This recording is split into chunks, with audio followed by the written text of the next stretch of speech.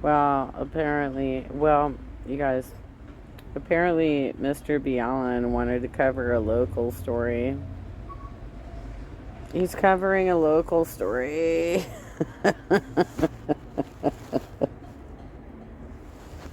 Okay, so he's covering a local story. I'll make corrections where necessary. I've already, like, I'm only 2.5 minutes in. I've already found a problem with this story, but okay. Okay, let me start with this so that I don't have to stop the video when he brings it up. He says that Irvine is 30 minutes away from Costa Mesa. That is some goddamn bullshit. They literally share like a city.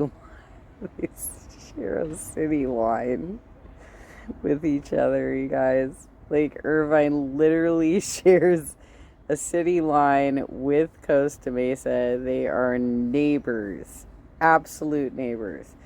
So there is no way, like, even if you're on the most southern side of Irvine, it is not going to take you 30 minutes to get up to Costa Mesa. Come on, Mr. B. Allen. Don't you do a little more research than this? In 2010, a tutor stepped inside of her student's apartment. At first, it was quiet. Then a terrified voice called out to her from the bedroom. Had she known what was waiting for her inside of that bedroom, she would have turned and ran. But before we get into today's story, if you're a fan of the strange, dark, and mysterious delivered in story format, then you come to the right podcast because that's all we do. And we upload twice a week, once on Monday and once on Thursday. So if that's of interest to you, please sneak into the 5-star review button's home and turn the batteries in every remote in the wrong direction. Also, please subscribe to the Mr. Ballin podcast wherever you listen to podcasts so you don't miss. Also, if you haven't seen Dive Talk, you should absolutely check out Dive Talk, where they cover Mr. B. Allen's story about a diver who supposedly stabbed himself in the heart in a cave because he knew he wasn't going to be able to get out, and how they just like laugh their heads off at the impossibility of that actually happening. Any of our weekly uploads. Okay, let's get into today's story. When 23-year-old Juri Kibuishi walked into a room, you couldn't help but notice her. Just 5 foot 3 inches tall, beautiful and outgoing, Juri, whose Americanized name was Julie, had a freewheeling personality and instinctive kindness that just drew people to her. From the flowers that she often pinned in her dark hair to her dramatic eyeliner and colorful painted fingernails, Julie looked like what she was, creative and unconventional. Despite their much more proper and low-key appearance, Julie's Japanese-born parents had always encouraged their daughter's artistic pursuits. And when Julie, a lifelong resident of Irvine, California, was high school-aged, she was accepted into the prestigious Orange County School for the Arts. This was a highly selective charter school that catered to students who were especially interested in the visual and performing. Don't even get me started on charter schools when the original, it was supposed to be magnet schools. They were supposed to be within the public school.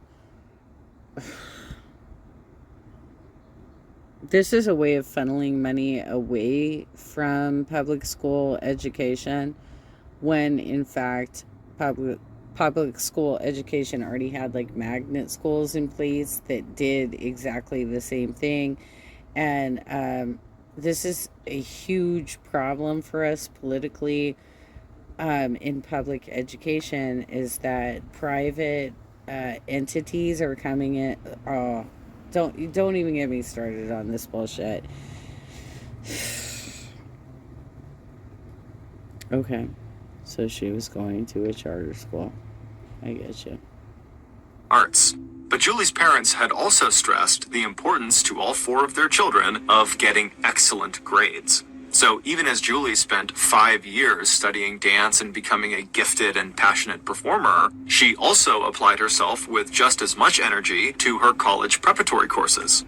Julie's goal after high school was to dance and to eventually get a degree in fashion design. She found just the program she wanted at Orange Coast College in Costa Mesa, California. one of the top transfer community colleges in the country, and just a 30-minute drive from... Oh my god, even, like, all of them call themselves that. Seriously. Santa Monica Community College calls themselves that. Santa Ana Community College calls themselves that. None of these community colleges are the best transfer. Where did you get your information this time, Mr. B. Allen? They all call themselves that. Irvine, California, where Julie lived with her parents. At Orange Coast, Julie could get her associate's degree and start work in fashion right away, and then if she wanted to, she could transfer to a 4-year college. She would also have time to take dance... Yeah, she could have also gone to Irvine Valley College, but let's go. All right. ...classes and keep performing. Located 37 miles south of Los Angeles, Costa Mesa is a busy commercial city about a mile from the Pacific coast. Not nearly as expensive as Los Angeles, Costa Mesa was a magnet for aspiring actors and artists and writers who hoped to make their way into some aspect of show business. That's not accurate. It's quite expensive to live in Costa Mesa, Mr. B. Allen. It's pretty expensive to live there, okay? Might be slightly cheaper than LA, but it's not much cheaper. Whether it was movies, the stage, dancing, or script writing. Julie loved the creative energy at Orange Coast, and she also loved all the different types of people who are drawn to a community college, from older students with day jobs to younger students like herself. One of these students was 26-year-old Samuel Herr, an Army veteran whose military service included 15 months in a remote and dangerous outpost in Afghanistan. 5 foot 10 inches tall and 200 pounds, Sam had movie star good looks and an outgoing personality. An only child of older parents, Sam's father had served in the Marines and... Hey, let me give you a heads up on what's going on with Costa Mesa, by the way. They have had a lot of situations in which students, like high school students, have gotten in trouble for displaying swastikas. There's a lot of insurrectionist behavior going on in that particular city. The former mayor of Costa Mesa, Katrina Foley, had the MAGA crowd harass her at her home. She wasn't even home when this happened, so they were harassing her teenage son while it happened. And Costa Mesa is kind of, okay, so I would call the Mason-Dixon line of Orange County somewhere between Irvine and Costa Mesa, because that's like where you start getting into really different sort of political dynamics in Orange County.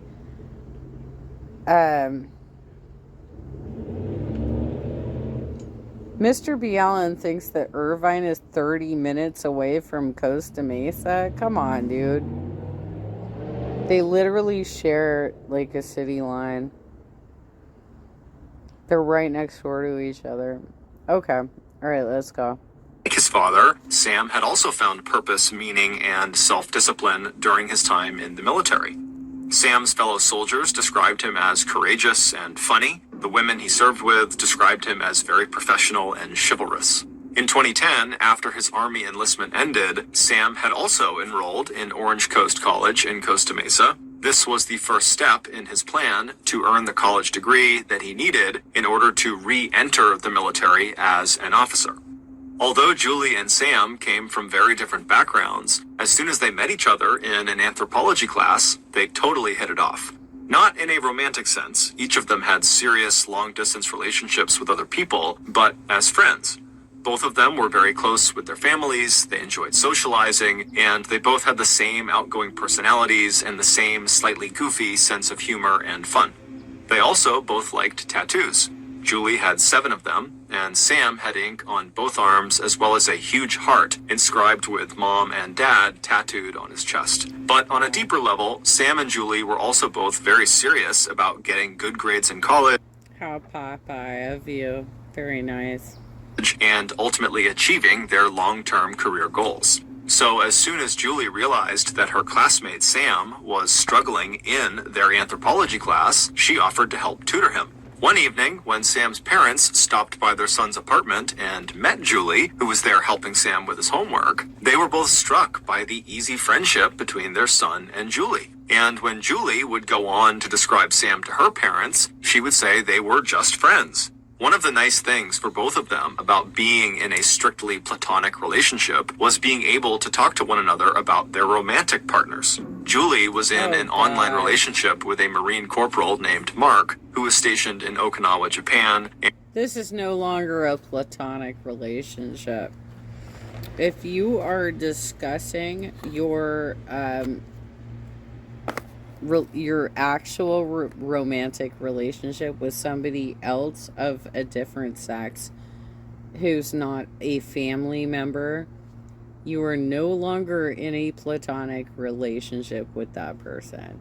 That is some bullshit. Okay? If you are engaging them in that type of conversation, that is no longer platonic.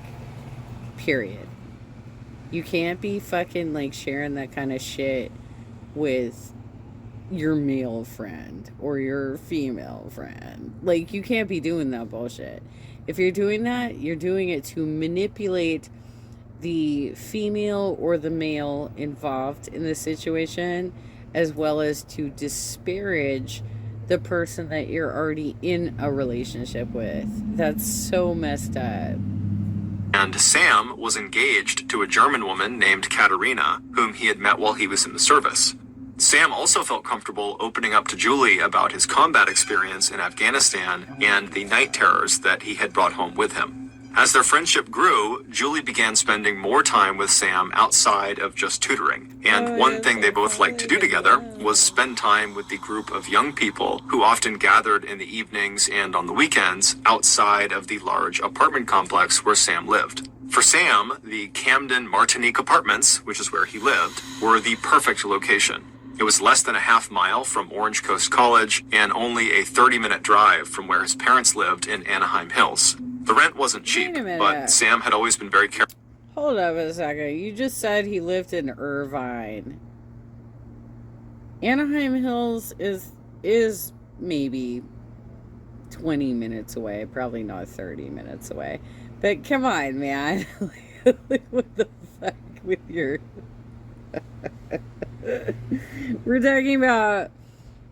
okay, so you're gonna go 20... look, I'm gonna be the Californians right now.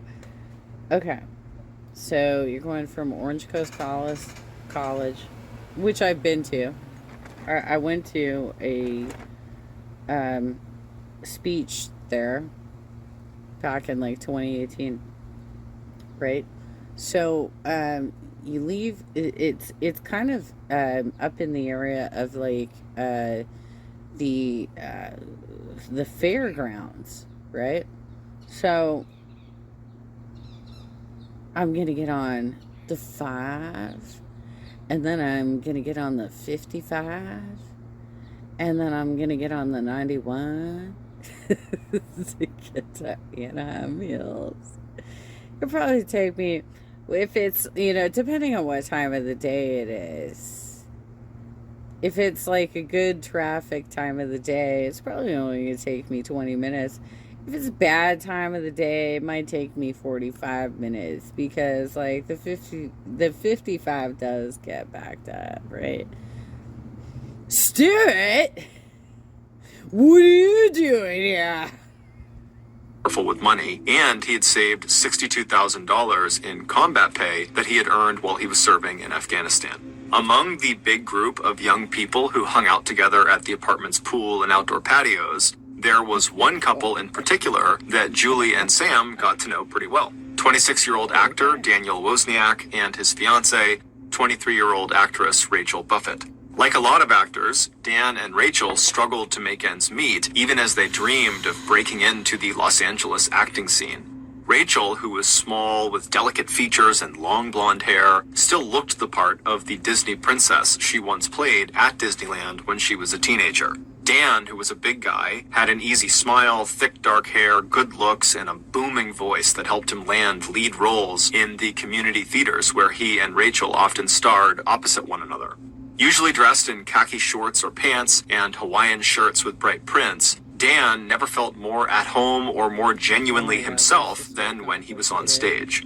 In the spring of 2010, when Julie and Sam met Dan and Rachel, Rachel was busy planning the couple's wedding. After a 2-year-long engagement, the big date was finally just weeks away, May 28th, and afterward the couple would go to Mexico for their honeymoon. On Friday, May 21st, just a week before Dan and Rachel were going to get married, Julie had a date with her older brother, Taka, at a Thai restaurant in Long Beach to talk about his wedding. Taka also had a surprise for his younger sister. He and his fiancée wanted Julie to be a bridesmaid at their wedding, and that night at dinner, Taka handed Julie the tiara that she would be wearing on Taka's big day. Julie was thrilled, but she was also feeling a little distracted and worried. Throughout that afternoon and evening, Julie had started to receive a series of very strange text messages from her friend Sam. He sounded upset, and he told her he needed to talk to someone. In what she thought must be a bad attempt at humor, he wrote, "No sex. Can you come over tonight at around midnight? Just talk. Don't tell anyone. Going out for a little now. Some bad..." Wait, hold up. Why did he say no sex? If they have a platonic relationship, does he need to establish this? Right? Like, why? Okay. I feel like you're not telling me everything, Mr. B. Allen, because, like, why would he say that if they hadn't had sex before, right? Like, can you be a little bit more forthcoming with the information, please? Family stuff. Julie was puzzled. Like her, Sam seemed to get along with his mother and father really well. In fact, she thought he was supposed to be visiting with them in Anaheim that weekend. Julie told her brother about these weird messages she was getting. Taka asked her if this was normal for Sam, and she said no, but Sam had been through a lot. Noticing her brother looking concerned, Julie looked up from her phone and smiled at him and said, "Don't worry, you'd like Sam." After dinner, Julie said goodbye to her... Okay, this is not a platonic relationship, you guys. This is not a fucking platonic relationship. There is no way that some chick is just like, oh yes, I'm going to drop everything for you right now while I'm sitting with my brother who wants me to be a bridesmaid at his... I mean... Come on, Mr. B. Allen. Do a little more digging on these stories, please. Brother, and laughing, she put the tiara on just before stepping out into the clear 60-degree evening. She could feel the light breeze from the ocean as she climbed into her car to make the 35-minute drive south from Long Beach to the Camden Martinique apartments where Sam was. The following morning, Julie's mother, June, looked down the bedroom hallway of their house and noticed the door to her daughter's bedroom was open. Peeking inside, she saw Julie was not in there, and she realized in that moment that her daughter had not come home the night before. June immediately called and texted Julie, but received no answer. When she called her son Taka to see if maybe Julie had stayed the night with him and his fiancée, June's worry deepened to alarm. Taka said no, Julie was not with them, and he told his mother about the very strange text messages that Julie had received from her friend Sam. Feeling very concerned, Taka and his mother began scrolling through their texts and contacts to see if they could find Sam's number. Meanwhile, about 20 miles away in Anaheim, Sam's parents had also begun worrying about their child. Sam was supposed to visit them that morning, but he hadn't shown up yet.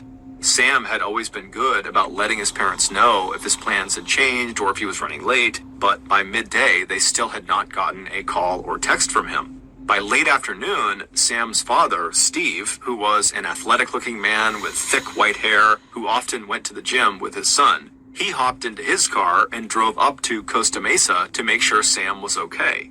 Once Steve arrived at the Camden Martinique apartments, it was getting dark. He walked up the stairs to apartment D110 and knocked on the door. When he didn't hear an answer, Steve reached into his pocket and pulled out the spare apartment key that Sam had given him. He unlocked the door and he stepped inside. Turning on the light, Steve saw immediately that there was no one in the kitchen or living room and also no sign of any disturbance. As he headed toward the bedroom, he hoped he'd find his son laid up in bed with a bad cold. Instead, as he pushed open the door to the bedroom and flipped on the wall light, it was like he had discovered a chamber of horrors. Kneeling next to the bed with her upper body lying stomach down on top of the mattress was the body of a young woman. Her jeans, which were cut or torn, had been pulled down almost to her knees. On the back of her sweater, scrawled in black magic marker, were the words, "All yours, F you." Although one side of the woman's face was visible, she was totally unrecognizable. Her features were covered in blood and gore, and all Steve could really see was just this massive wound above and behind her ear. It looked like the back of her head had been blown off, and just above that crater of bone, blood, and brain tissue, Steve saw a tiara tangled in a mass of blood-soaked hair. Shocked, Steve backed away from the gruesome scene, and after quickly checking the other rooms and finding no one else in the apartment, he pulled out his phone and he dialed 911. Near the doorway to the bedroom, police found a colorful shoulder bag. It contained a cell phone and a wallet with a driver's license. The victim, sprawled on the bed and the floor, was 23-year-old Julie Kibuishi. When they were informed by police that their daughter was dead, Julie's parents were devastated. June Hibuishi kept telling the officers they must have made a mistake. The evening before, she and her daughter had been cooking together in the kitchen. When it had been time for Julie to go see her brother at the restaurant, she had changed her clothes, given her mom a quick hug, said goodbye, and stepped out the door. It was impossible to June and her husband that this daughter, who was so kind and so full of life, could now just be dead. As for the Costa Mesa detectives who arrived on the scene moments after receiving Steve Herr's frantic 911. Yeah, he's right about that. Costa Mesa actually does have their own PD. I covered another story about a couple that was thrown overboard over the sale of a boat. And the Costa Mesa PD actually was involved, which is interesting because I don't think Costa Mesa actually has any, well, they've got Newport Back Bay, right? But they really don't have any access to the Pacific Ocean because they're cut off by Newport Beach. Just saying. One call, every piece of evidence they discovered inside of that apartment pointed to Steve's son, Sam. Sam knew the victim, and from the words written on the back of Julie's sweater and the position of her body that suggested sexual assault, she may have been caught up in a love triangle gone wrong, or been the victim of a domestic dispute with Sam. Most damning of all was the long string of strange text messages that Sam had sent Julie the night before, begging her to come see him immediately. And even though Sam said, quote, "no sex" in one of his text messages, just the mention of sex seemed to indicate that it was possible that these two were, in fact, romantically involved, right, despite what they told people. And then there was Sam's military background and his combat experience in Afghanistan, and the possibility that Sam, like many combat veterans, was affected by post-traumatic stress disorder. Maybe Sam had just snapped and killed Julie during an episode of combat-related psychosis. The cause of death appeared to be a single gunshot wound to Julie's head, and as a trained combat soldier, Sam would have known how to use a firearm. 24 hours later, when Sam still had not been located or heard from, the Costa Mesa police had found yet another reason to suspect he was their killer. After digging into Sam's background, detectives were stunned to discover... I want to give you a shout out for actually pronouncing this particular city correctly, Mr. B. Allen. Costa Mesa is the correct way to pronounce it. But some of the other stories you've covered, like Mount Shasta, I don't know how the hell you've been saying it. It's like Shasta or like it's Shasta. It's like the cola, right? Mount Haciendo. You keep calling it Jacinto. I don't know why you have not done your homework well enough to actually pronounce places correctly, but I do appreciate that you're pronouncing Costa Mesa correctly.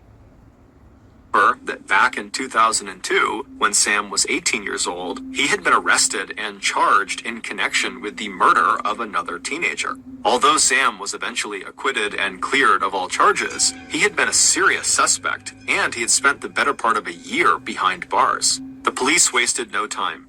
They issued an all-points bulletin with Sam's picture and physical description plastered across the top of it. Meanwhile, however bad things looked for Sam, Steve Herr could not believe that his son killed Julie. Sam had been acquitted of all criminal charges related to that 2002 murder, and even after the trauma and stigma of spending months in jail, Sam had gone on to rebuild his life and reputation. He always had a steady job from that point forward, but it was when he enlisted in the army that he found his true sense of meaning and purpose. So while police launched a massive manhunt for the man they considered armed and dangerous, Sam's father started to do his own digging. If Sam was on the run, he would need money, and Steve shared a bank account with his son. Sure enough, when Steve accessed the shared account, he saw that every day since his disappearance, Sam had used his ATM card to make a series of large cash withdrawals. The trail led south to a bank of ATMs in Long Beach.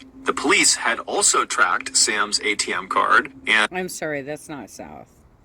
That's not south, Mr. B. Allen. Long Beach is north of Costa Mesa. So I don't know what you're talking about right now, because literally Long Beach is in LA County and Costa Mesa is halfway down Orange County. That is not south. So I don't know where he came up with that bullshit. Unlike Steve, they had access to the video surveillance at the ATMs. Looking at the camera footage, detectives expected to see the face of Sam Herr. Instead, the person seen using Sam's card was a teenage boy carrying a skateboard and wearing sunglasses and a hoodie. When the same ATM card was used to place a pizza order at a nearby pizza joint called Echoes, police were able to get the address of the house where the pizza would be delivered. They staked out that address, thinking that maybe Sam was hiding inside of the house. But when police, guns drawn, entered the house right alongside the pizza delivery person, the only people they found inside were the teenager they'd seen on the ATM surveillance tape and his mother. A terrified 16-year-old Wesley Freilich told police that he had been given the ATM card by a man he knew who was working for a bail bonds agent. The man had told Wesley that the card belonged to a client who had posted bond but then disappeared without paying the agent. According to Wesley, this man who had given him the ATM card was someone his mom knew through the community acting that she did. Wesley said he was a good guy and he trusted him when this guy outlined the plan with the ATM card. Wesley would make withdrawals every day of up to $400 and turn the money over to the man who would wait in his parked car some distance from each ATM machine. As payment for doing this, Wesley would be allowed to use this ATM card to order pizza for himself. The name of this mystery man was instantly familiar to police. 26-year-old actor Daniel Wozniak. Daniel and his fiancée Rachel, who were both friends with Sam and Julie, had been among the residents of the apartment complex that police had interviewed the day after Julie's body had been discovered. And in the course of that routine interview with them, Dan had told police that he and Rachel had last seen Sam on the afternoon of Friday, May 21st, which was the night Julie had dinner with her brother before going to see Sam. Daniel told police that he, Rachel, and Sam had chatted briefly that night, and then Sam had left the apartment complex with a man in a black hat who Dan did not recognize. After determining that the 16-year-old Wesley had no personal connection to Sam Herr, police decided to turn their attention back to Dan. The bail bondsman story just sounded like a total fabrication. They now suspected that Daniel might be helping Sam get money and that Dan might even be hiding or covering for his friend. But tracking down Dan for a second interview turned out to be much more difficult than the police expected. When they finally reached Dan on his cell phone and asked him to come into the Costa Mesa police station for another interview, Dan was evasive. He wanted to help, but he was busy. It was the final week of the play 9, in which he and Rachel had starring roles. They were also just days away from getting married, and when they weren't rehearsing or on stage, they were busy with last-minute wedding plans. Frustrated, detectives decided not to wait any longer. On the evening of May 25th, just 3 days after Julie's murder, detectives crashed Dan's bachelor party. They found Dan, dressed in his trademark khaki pants and Hawaiian shirt, at a suburban Japanese restaurant named Tsunami in Huntington Beach. Guns drawn, police entered through both the front and back doors. That way, no one could get out of the restaurant without being seen. At about 10 p.m., in front of his stunned group of friends, police snapped handcuffs on Dan and charged him with accessory to murder. Dan was completely shocked, and the color in his face just completely drained. But once Dan was inside the police station, his demeanor changed. He suddenly seemed somewhat composed and told police that he wanted to tell them what his real connection to Sam Herr was. Yeah, seriously, dumbass. You think that the Costa Mesa PD is not working with Huntington Beach PD? Are you for fucking real?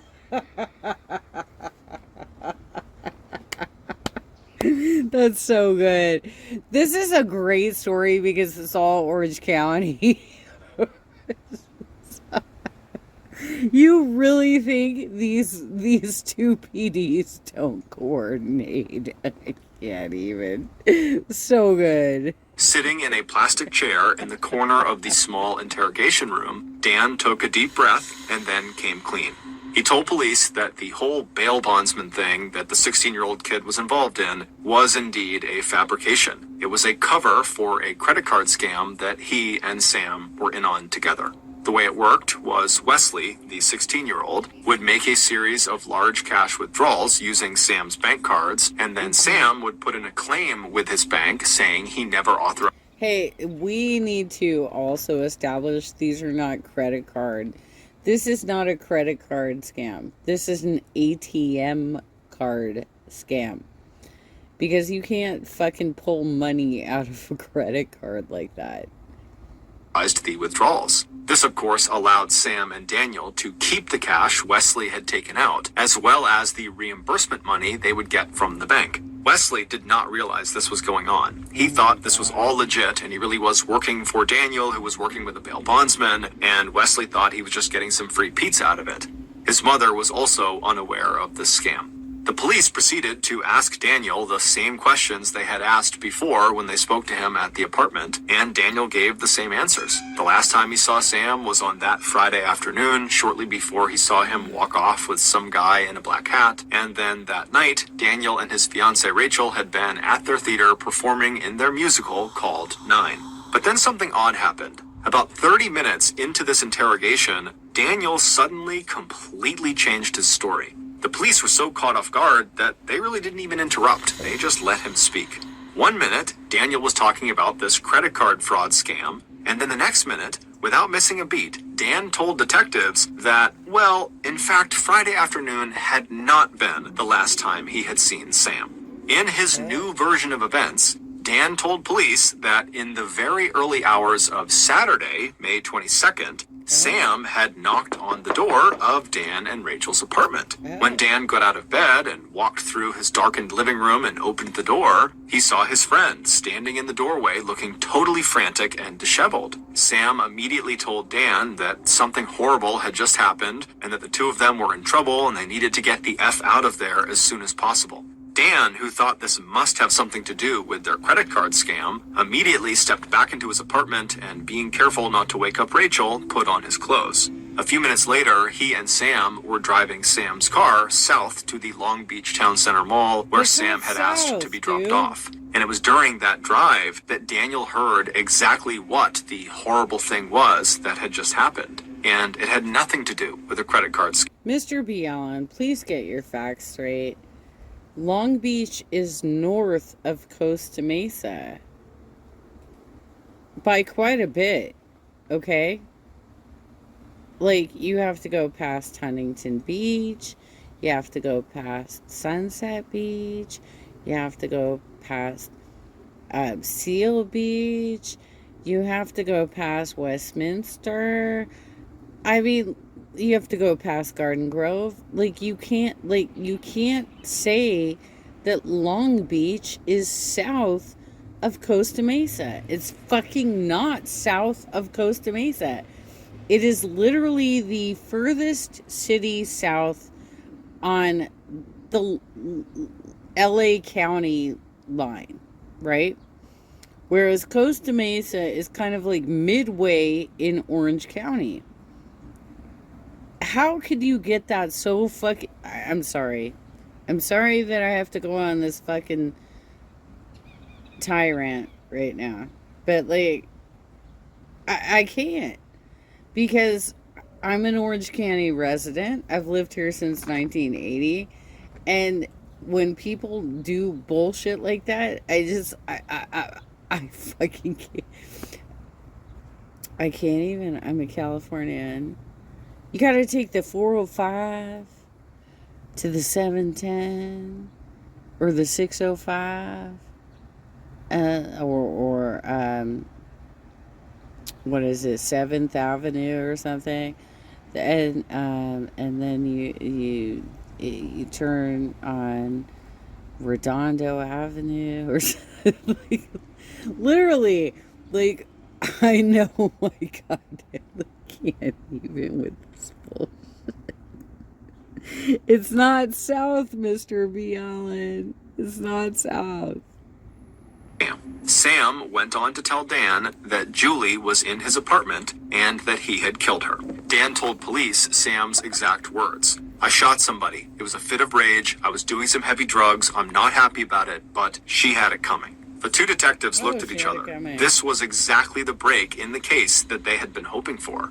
Daniel's story had just confirmed their own reconstruction of the crime. Now they hoped that Dan could help them locate their killer, Sam. According to Dan, he had no idea where Sam was or where he was going, and that before they parted ways, before Sam got out at that mall, he had threatened Dan and told him that if he went to police and ratted him out, that Sam would come back and kill him, or he'd come back and he would kill his fiancée Rachel. And so when police had questioned Dan and Rachel the day after the murder had been discovered, Dan had panicked and lied to police in order to protect himself and his fiancée.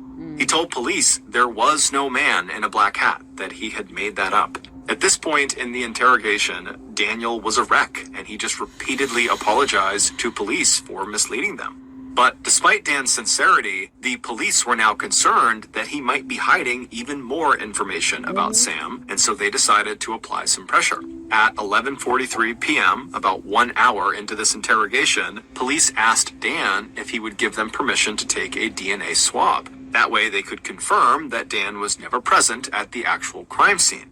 Right away, Dan agreed. At this point, he was extremely eager to do anything he could to remove himself from the suspect list. As soon as the detective finished taking the swab out of Dan's mouth, the video camera inside of the interrogation room captures Dan's very obvious sense of relief. It was clear as he started to check his pockets and put his cup of coffee down on the floor that Dan thought this whole thing was over. The interview was over, he had done the swab, and now he could leave. But just seconds later, as the detective who had taken the DNA swab peeled off his gloves, the other detective asked Dan where exactly in Sam's apartment were police investigators likely to find Dan's DNA. Since Dan was a regular visitor in Sam's apartment, if they were going to use his DNA to rule him out as a suspect, they needed to know what Dan had already touched. And this question seemed to startle Dan. The camera footage showed him running his hands through his thick black hair, and for the first time, Dan looks kind of nervous, but he does tell police that they are likely to find his DNA in both the bathroom and perhaps out on the patio. Those are the two places he would go inside of Sam's apartment.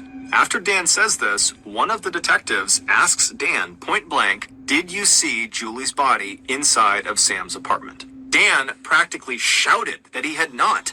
That all he knew about the murder was what Sam had told him in the car on the way to the mall that night. But the detectives, noticing that Daniel was really starting to fall apart and act nervous, they decided to ramp up the pressure by bluffing. Leaning forward towards Dan, who was now leaning back in his chair, one of the detectives asked Dan, "So, if you claim you were only in Sam's bathroom and patio, then why did we find your DNA inside of Sam's bedroom near Julie's body?"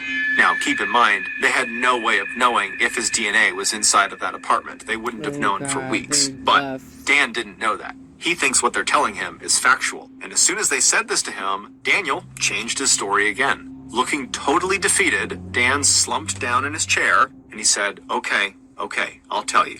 This is what really happened. Oh my God. According to Dan, when Sam arrived at his apartment in the early morning hours of Saturday, May 22nd, and told Dan they needed to get the F out of there, before they got in the car and drove away, Sam had told Daniel what he had done and then took Daniel up to his apartment and actually showed him Julie's body. At this point in the interview, the cameras showed Dan back on his feet, pacing across the small windowless room. He's agitated and he's running his fingers through his hair. And for the next 3 hours, the two detectives pressed for more details about exactly what Dan had seen in Sam's bedroom.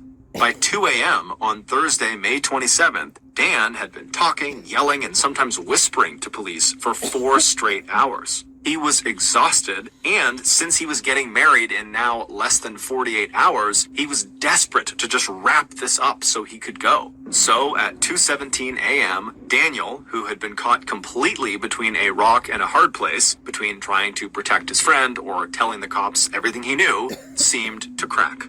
"Yes," he finally shouted at detectives. "Yes, I saw her goddamn body. Is that what you want to hear? I saw 2 gunshots in her head." Both detectives suddenly went completely still and looked at each other. They also looked up at the camera that was recording the interview and playing it live in an adjoining room where a third detective was watching it. All 3 detectives were thinking the exact same thing. Dan Wozniak had just given them a critical new piece of information. Based on what would stretch into a 14-hour interrogation of Daniel Wozniak and an investigation into the new evidence police would uncover based on what he told them, this is the reconstruction of what happened to 23-year-old Julie Kibuishi and how police were finally able to locate their prime suspect, Sam Her. Back on the evening of Friday, May 21st, about half an hour after Julie had left that Thai restaurant in Newport Beach where she was having dinner with her older brother Taka,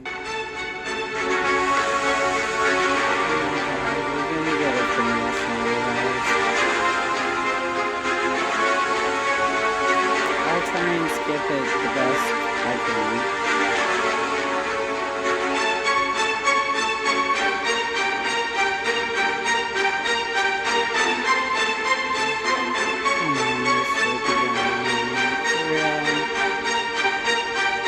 Especially when you're doing a local story.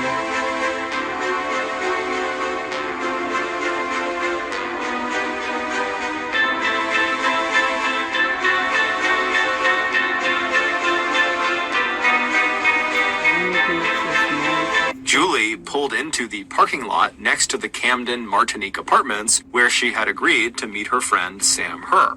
Although she was still wearing the sparkly tiara that her brother had just given her, Julie's mood had turned serious. Before heading into Sam's apartment, she scrolled one more time through the dozens of text messages he had sent her starting that afternoon. They all seemed so strange and out of character for Sam, but she knew Sam dealt with some very serious night terrors from his time in Afghanistan, and for all she knew, he could be having some sort of breakdown right now that was Afghanistan related. So, believing Sam really just needed a friend right now, she put her phone away, got out of her car, and made her way over to the stairs that would take her up to his apartment.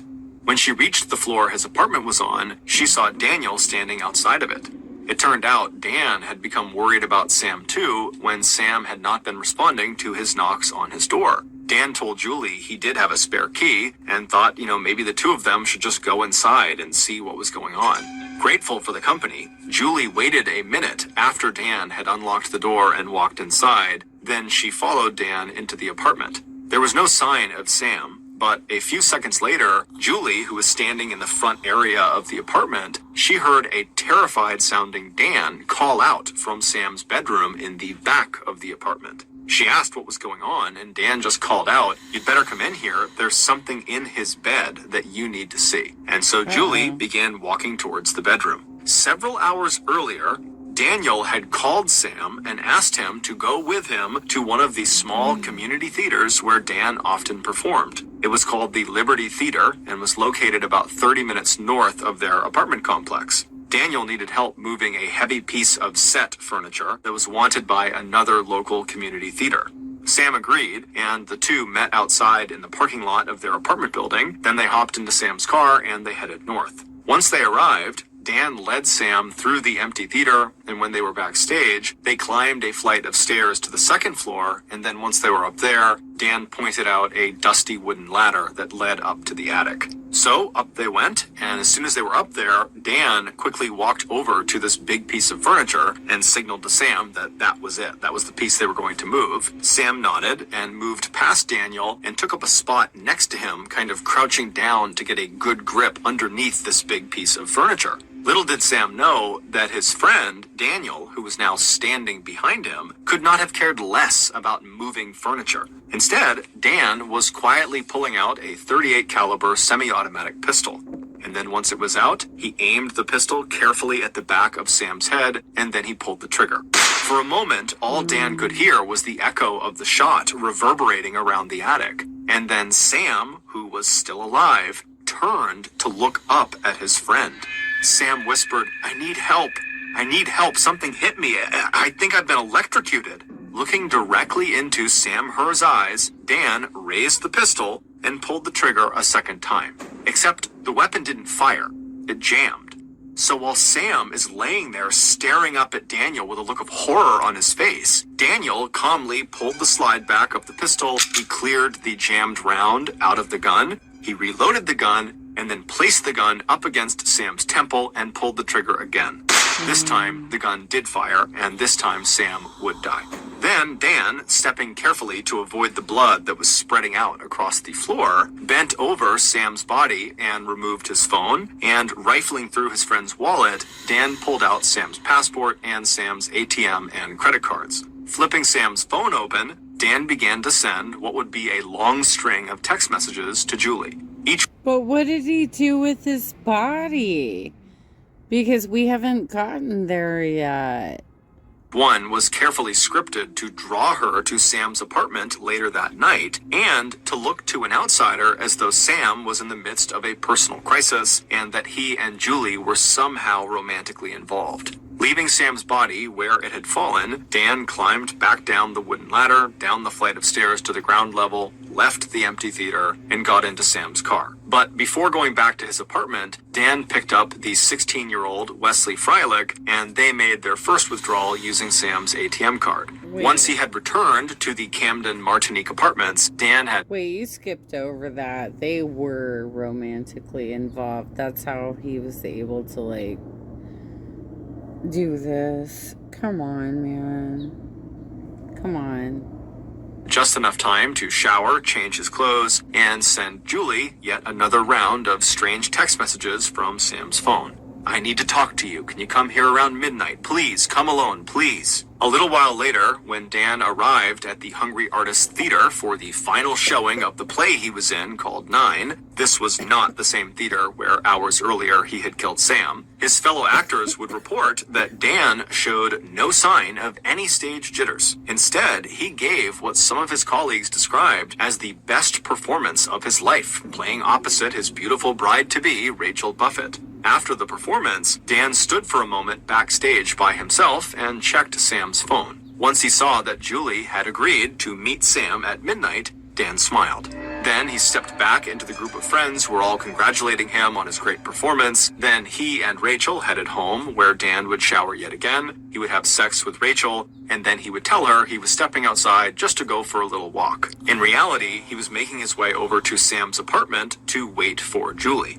At midnight, Julie arrived, and then when they both went inside and Dan went into the back bedroom and called out for Julie, Dan did, in fact, have something he wanted Julie to look at in the bed, but not because there was anything for her to actually see. Once Julie had walked into the bedroom and put her bag down and stood in front of the bed, not seeing anything on it, Daniel reached around her and pointed at the center of the bed and told her she needed to look closer to see what he was talking about. And so confused, Julie leaned forward, looking at the center of the bed where there was nothing. And as she did that, Dan pulled out the same pistol he'd used to kill Sam earlier in the day, and he aimed it at Julie, and he fired 2 shots into Julie's head, hitting her just below the tiara that was now tangled in her blood-soaked hair. Moving quickly, Dan arranged the scene as he would any other stage set. Using scissors he had brought with him, Dan cut through the waistband of Julie's jeans, pulling them down around her hips to make it look like she had been sexually assaulted. Then he took a black magic marker and wrote, "All yours, F.U." on the back of her sweater.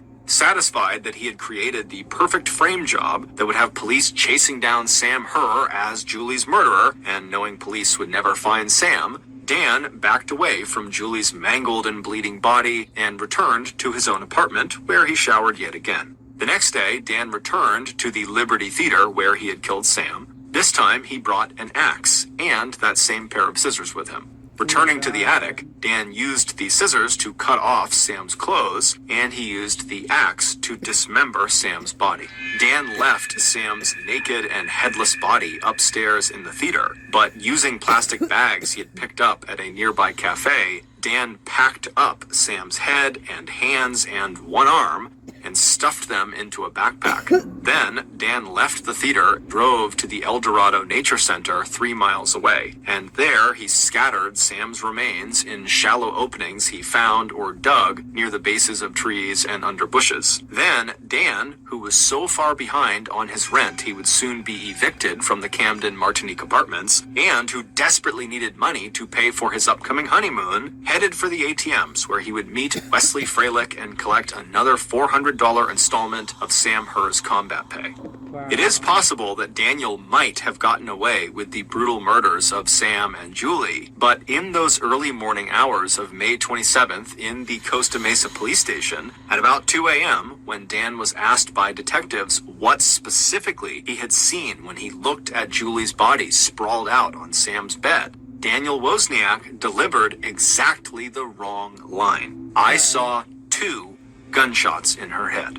All 3 of the police officers who were listening to that interview knew that anyone who was just looking at Julie's body, like Dan claimed he was doing, they would only have been able to tell there was a single wound. It would not have looked like 2 distinct gunshot wounds. So the only way Daniel could have known that there were 2 gunshots in Julie's head was if he had fired those shots himself. So when he still kept denying any involvement, the police told Dan they knew he was lying and they put him into a jail cell. They reminded him he was under arrest for being an accessory to murder, and the only way he'd be leaving is when he told them everything he really knew about Julie's murder. And then the following afternoon, at about 1:15 p.m., Dan would further implicate himself during a conversation he had from the jail with his fiancée Rachel Buffett. By then, Rachel knew Dan had been arrested. She had also found out from Dan's brother, Tim, that Dan had given Tim a backpack filled with bloody clothes and a .38 caliber pistol, Sam's passport, phone, wallet, and 2 spent shell casings. Instead of destroying the bag as Dan had told him to, Tim had just thrown the backpack over the fence behind their parents' house. When Rachel told Dan on the phone in a call that was recorded by police that she was going to tell the detectives what she knew, including the existence of this backpack, Dan whispered into the receiver, "Then I'm doomed." 30 minutes after this phone call with Rachel, Daniel would signal to police that he was ready to confess to what he did. The cameras show him sitting at a small table in the interrogation room, elbows on the table, head resting in his hands. Yes, He had murdered Sam because he wanted that $62,000 in combat pay that Sam had saved from his deployment to Afghanistan. And yes, he had murdered Julie just as a decoy, a way to mislead police into thinking that Sam had disappeared because Sam was not a war hero, but rather a killer who had gone on the run after murdering Julie in a fit of rage or jealousy. When asked by police why he did it, Daniel told them, "I'm crazy. It was always all about the money." Following Dan's confession, police searched the Liberty Theater and found Sam's badly decomposed partial remains. The only way to recognize the torso as belonging to Sam was the heart tattooed on his chest that was inscribed with the words Mom and Dad. On May 29th, the day Sam Herr would have turned 27 years old, police found his head, hands, and one of his arms scattered throughout El Dorado Nature Center. More than 5 years later, on December 16th, 2015, Daniel Wozniak was charged with 2 counts of first-degree murder. At the penalty hearing in September 2016, Daniel was sentenced to death. 3 years later, a separate jury found Dan Wozniak's ex-fiancée Rachel Buffett to be an accessory after the fact, after further investigation revealed that she had lied to police to cover up her possible involvement in the crime and to protect her then-fiancé Daniel Wozniak. As for the families of the victims, June Kibuishi wonders if she had taught her children, especially Julie, to be too kind. And for Steve Herr, the thought of his son's final moments will haunt him for the rest of his life. Wow, you guys.